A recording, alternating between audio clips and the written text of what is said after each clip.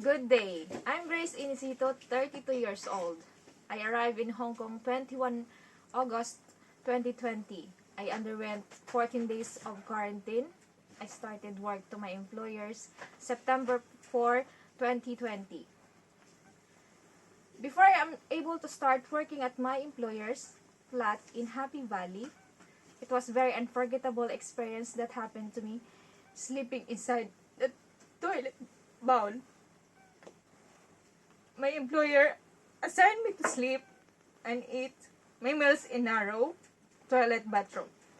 The narrow space beside the toilet bowl is only space that I can spread on the floor, the thin mattress that I slept on.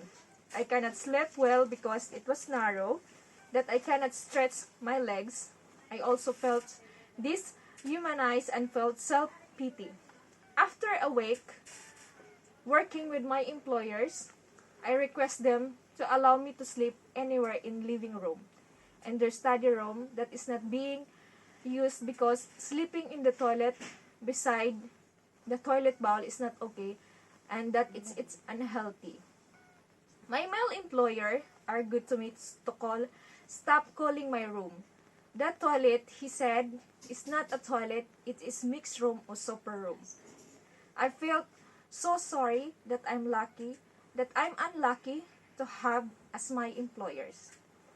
At first, I decided to stay on because my family needs me back in the Philippines. I need to work, support their needs, especially my 2 children.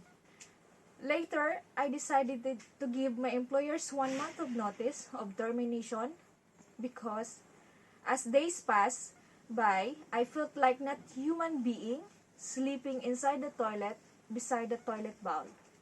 However, on 15th October 2020, my employer suddenly wanted to me bring to the airport in evening to depart Hong Kong and a booked flight back to the Philippines on October 16, 2020. I called 999 for help from the police. Later, I was rescued by the Beaton House that night. Beaton House was a welcome warm hand that night and I felt like I was freed my heavy burden. Beaton House became my second home here in Hong Kong. I always thankful to God that He always guides me. It was my first time to work in Hong Kong. I was lucky I am sheltered in Beaton House. Also, I learned many things in Beaton House like making earrings, bracelet, attend class every Friday, attend seminars like psychosocial workshop, and interfaith reflection.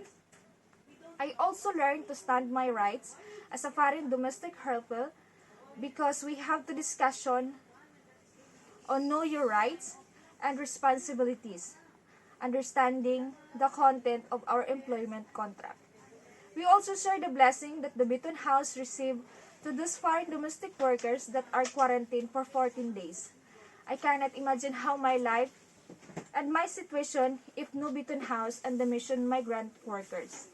Thank you so much. Always support the Beaton House and I hope also to continue helping our shelter. It is my pleasure to share my story. God bless all. Have a good day to everyone.